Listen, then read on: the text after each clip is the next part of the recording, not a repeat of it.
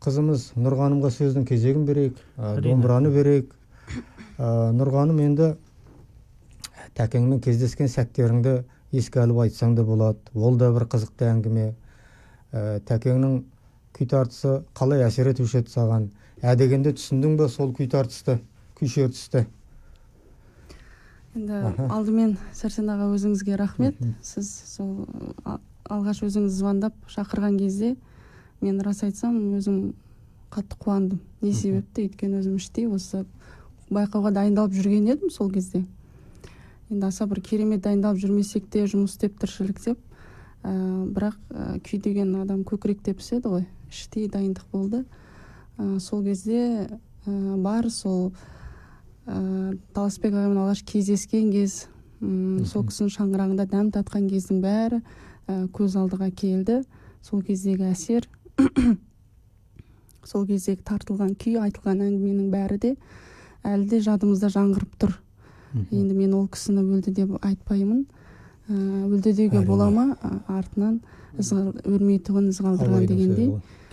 Сондықтан ол кісінің рухы де күйі қалған жерде ол кісінің де рухы бізбен жасап жатыр деп ойлаймын. Өте.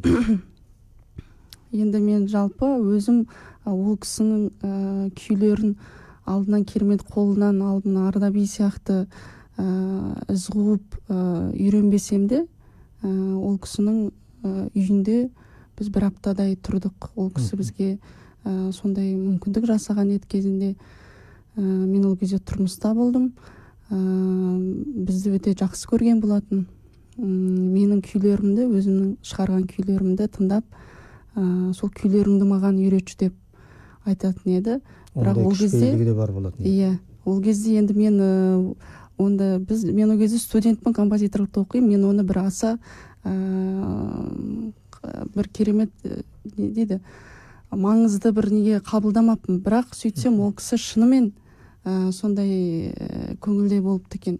Шынымен үйренсем деген ниетте болыпты екен. Себебі осы жақында Зира апаймен сөйлескен кезде сол кісі айтты шет жағасын. Сені қатты құрметтеуші еді. Сен сол кезде маған сөйтіп айтып едім, маған біртүрлі қарады деп, маған сөйтіп ренжіп қалған кезде болған екен. Ал мен оның бәрін аса бір мүмкін жас болғаннан кейін өзім маңызды деп санамапты екен.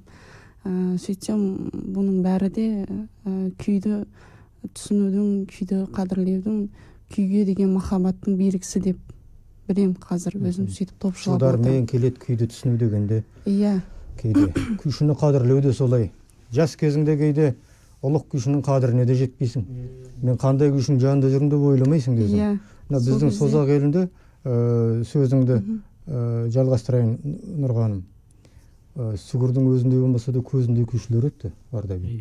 Төлеген Момбеков, генерал Асқаров, Атабек Асылбеков, тағы Сейтхан Ақсақал. Соның кезінде бір алапат күйші жүр жанымызда деп ойладық біз. Өліп қалғасын қадірін Нұрғанымның сөзінен шығып жатыр. Сол кезде бізде ойлаған жоқпыз ғой, ортамыздан кете қалады деп. Біздің де бір сонда немқұрайлығымыз бар шығар. Бірақ енді рас айтсам, қазір өзім мақтан тұтам. Сол кісінің өз қолынан тамақ ішкенбіз. Бізге арнайы тамақ жасап беріп отыратын еді. Палауды жақсы жасайтын тегін. Палау, сорпа. Ол кісінің кәдімгідей кухнясы өз алап өтен сондай дәмдеді. Сосын кейін не нәрсемен айналыса да, соны ынты-шынтысымен беріледі. Зерттеп, әр жаңағы қосып басынан шейін соны біліп, толыққан бәрін, соны және жасап болғаннан кейін айтып бізге соны әңгімелеп, сондай өте ашық жарқын, сондай баға жағанды кісі еді. Домбыраңды қолға ал. Енді қазір сол Таласбек ағамыздың Кемеңгер деген күйін орындап берейін. Қабыл алыңыздар.